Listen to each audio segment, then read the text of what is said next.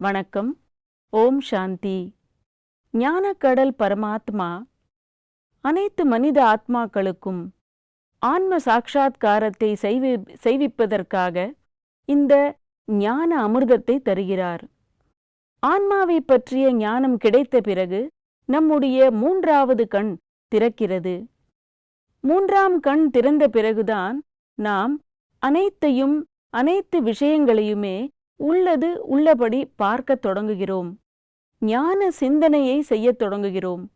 இந்த ஞான சிந்தனை செய்யும் பொழுது நமக்குள் ஒரு அளவிட முடியாத ஒரு ஆனந்தத்தை நாம் அனுபவம் செய்கிறோம். இந்த ஆனந்தம் நம்மை லட்சியத்தை நோக்கி அழைத்துச் செல்கிறது. நம் வாழ்க்கையின் லட்சியத்தை நாம் சரிவர புரிந்து கொள்ள முடிகிறது. இந்த சாங்கிய யோகத்தின் யாத்திரையில் இறைவன் அர்ஜுனனுக்கு பயத்தை தியாகம் செய்ய கூறினார். அடுத்ததாக இறைவன் என்ன சொல்றார் அப்படின்னாக்க, நாம் வாழ்க்கையில என்ன முடிவு எடுத்தாலும் நாம் பயத்தை விட வேண்டும், அது சரி.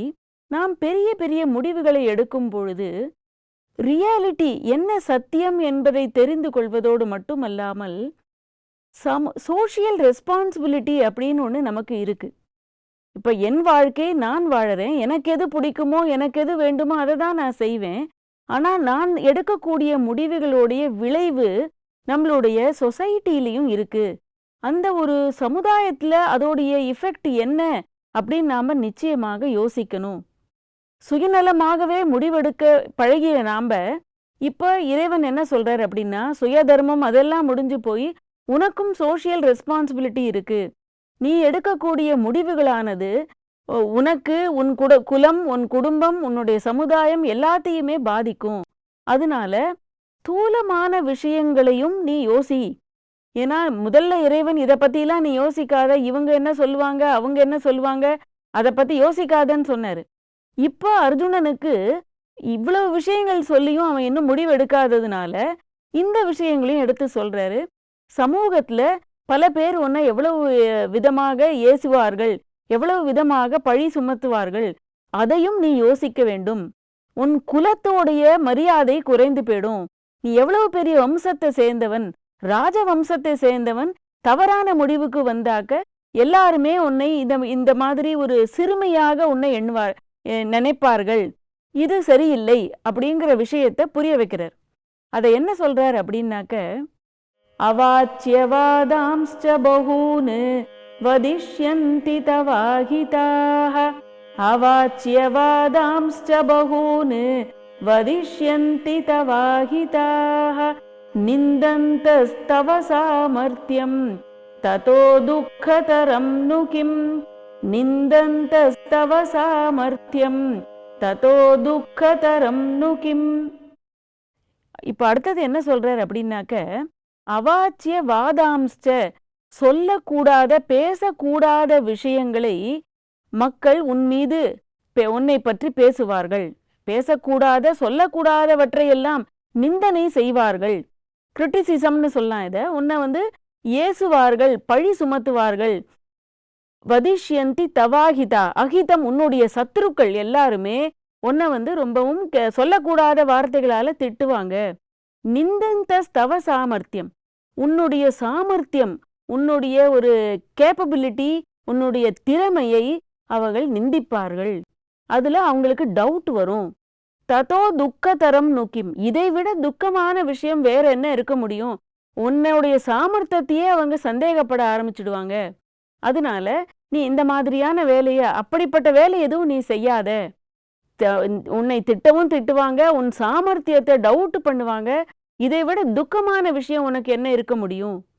அப்போ அர்ஜுனன் மனம் குழம்பி போனதுனால அவனுக்குள்ள இருக்கிற சக்திகள் குறைய தொடங்கிடுது. அதனால அவனுக்கு எதுவுமே, எவ்வளவு விஷயம் சொன்னாலும் அதை யதார்த்தமாக புரிஞ்சுக்கிற சக்தி இல்லை. அதனால இறைவன் இதை இன்னும் கொஞ்சம் புரிய வைக்கிறார். நீ இந்த மாதிரி நிலையில உன்னை எல்லாருமே ஏசினாக்க நீ என்ன பண்ணுவ? உன்னால அதை சகிச்சுக்க முடியாது. உனக்குள்ள அந்த சக்தி இப்ப இல்ல. உன்னை ஏளனமாக பேசி சிரிக்கும் பொழுது அந்த பழியை தாங்கக்கூடிய சக்தியோ அல்ல அதை சகிச்சுக்கிற ஒரு சக்தியோ உங்ககிட்ட இல்ல. நீ இந்த மாதிரியான வேலையை செய்யாத. தர்ம யுத்தம் தானே க்ஷத்திரியனுக்கு அழகு, நீ அதை தானே செய்யணும். ஏன் நீ தர்மத்தின் பக்கம் போகாம அதர்மத்தின் பக்கம் போகிறதுக்காக யோசிக்கிற? இது தவறு அப்படின்னு எடுத்து சொல்றார். உதாரணத்திற்கு இப்போ என்ன இந்த உலகத்துல நடக்கிறது அப்படிங்கிறதுக்காக ஒரு காலேஜில் ப்ரொஃபஸர் இருக்காரு. அவர் கிளாஸ்ல எல்லா ஸ்டூடெண்ட்ஸுக்கும் ஒரு ப்ராஜெக்ட் கொடுக்குறாரு. இந்த ப்ராஜெக்டை நாளைக்கு இந்த டைமுக்கு நான் கேட்பேன், எல்லாருமே அதை ரெடி பண்ணிட்டு வந்துருங்க அப்படின்னு சொல்றாரு. ரொம்ப சீரியஸான அது விஷயம், முக்கியமான ஒன்று. எல்லாருக்கும் பல தடவை அதை எக்ஸ்பிளைன் பண்ணிடுறாரு. அடுத்த நாள் கார்த்தால அத்தனை தடவை சொல்லியும் ஒரு ஸ்டூடெண்ட் மட்டும் அதை பண்ணிட்டு வரல. அப்போ எல்லாருமே பண்ணிட்டு வந்திருந்தாங்க. அவனை கேட்கும்பொழுது அவன் எந்த பதிலுமே சொல்லலை. அப்படி அவன் மௌனமாக இருந்தான்.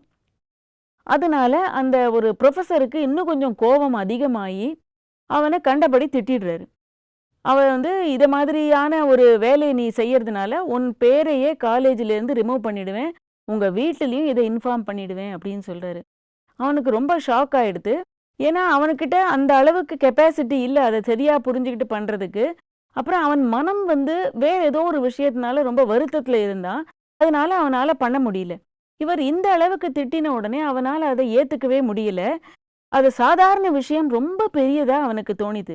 அதனால அவன் போயிட்டு அந்த ஸ்கூலோடைய வாஷ்ரூமில் போயிட்டு அவன் ஹேங் பண்ணிக்கிறான்.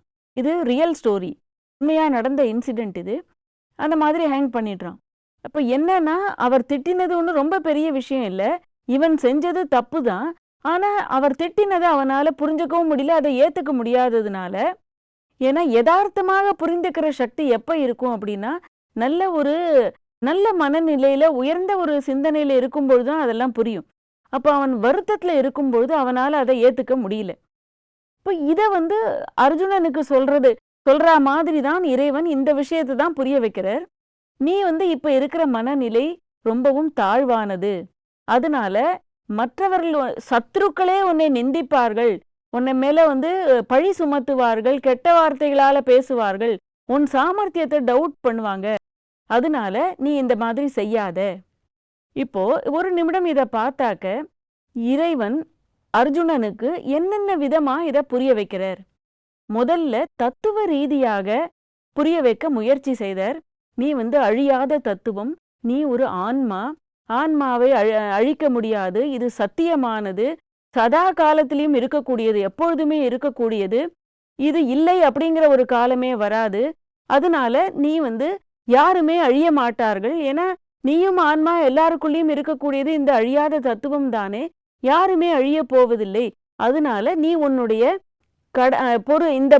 இந்த ஒரு டியூட்டியை நீ செய்யணும் அப்படின்னு சொல்வார்.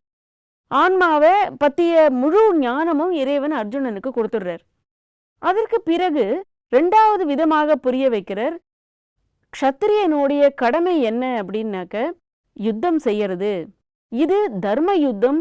நீ உன்னுடைய கடமையிலிருந்து தவறவும் கூடாது.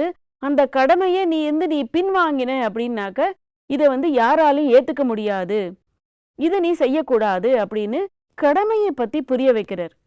அடுத்தது, இதுவும் அர்ஜுனனுக்கு முழுமையாக ஏற்றுக்கொள்ளப்படவில்லை அர்ஜுனனால. அதனால மூணாவதா உன்னை புரிய வைக்கிறாரு. உனக்கும் ஒரு சமூக பொறுப்பு இருக்கு இல்லையா, இந்த சோஷியல் ரெஸ்பான்சிபிலிட்டி இருக்கு உனக்கு ஃபேமிலிலையும் இருக்கு, நீ இருக்கிற இடத்துல இருக்கு, சமூகத்துல இருக்கு. அதனால உன் கடமைகளை பொறுப்பையும் நீ எடுக்கக்கூடிய முடிவுகள் எல்லா இடத்துலையும் அதோடைய விளைவுகள் வரும். அதனால அந்த பொறுப்பையாவது நீ மனதில் வச்சுக்கிட்டு யுத்தம் செய்யறதுக்கு நீ தயாராகு. நீ இப்ப எழுந்து நில், யுத்தம் செய். எவ்வளவு இறைவன் முயற்சி செய்யற பரமாத்மா ஒரு தோழனாக அமர்ந்து எப்படியாவது அர்ஜுனனை திரும்பவும் யுத்தத்திற்காக எழுந்து நிற்க வைக்க முயற்சி செய்கிறார். இதைவிட ஊக்கம் ஒருத்தர் யாருக்குமே கொடுக்க முடியாது. அவனுடைய சுயமரியாதையும் தட்டி எழுப்பியாச்சு, தத்துவ ரீதியாக ஆன்மாவை பற்றிய ஞானமும் கொடுத்தாச்சு. அதனால இப்போ இறைவன் எப்படி நமக்கு புரிய வைக்கிறார் அப்படின்னாக்க, இது ஒரு பெரிய கவுன்சிலிங் தான். இந்த கவுன்சிலிங்கை நாமே நமக்கு செய்து கொள்ள வேண்டும். இதற்காக திரும்பவும் யாரும் நமக்கு புரிய வைக்கணும்னு அவசியமே இல்லை.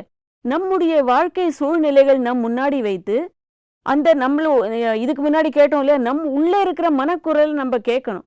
கேட்டுட்டு என்ன செய்யணும் அப்படிங்கிறத இந்த ஞானத்தோடைய ஆதாரத்துல நாம முடிவெடுக்கணும். தர்ம யுத்தமா இருக்கட்டும், சமூக பொறுப்பா இருக்கட்டும், கடமையா இருக்கட்டும், இந்த ஞானத்தோடைய ஆதாரத்துல நம்ம முடிவெடுக்கும் பொழுது நிச்சயமாக நாம தவறு இழைக்காம இருப்போம். பிழையிலிருந்து நாம விலகிடலாம். ஏன்னா நான் ஒரு தவறு செய்தாக்க அதை உலகமே பார்க்கும் அப்படிங்கிற எண்ணம் நமக்கு வரும் பொழுது இந்த ஒரு கவுன்சிலிங் முறையை செல்ஃப் கவுன்சிலிங்காக மாத்தி நாமே நம்மோடு பேசக்கூடிய ஒரு பழக்கத்தை கொண்டு வரலாம். ஓம் சாந்தி.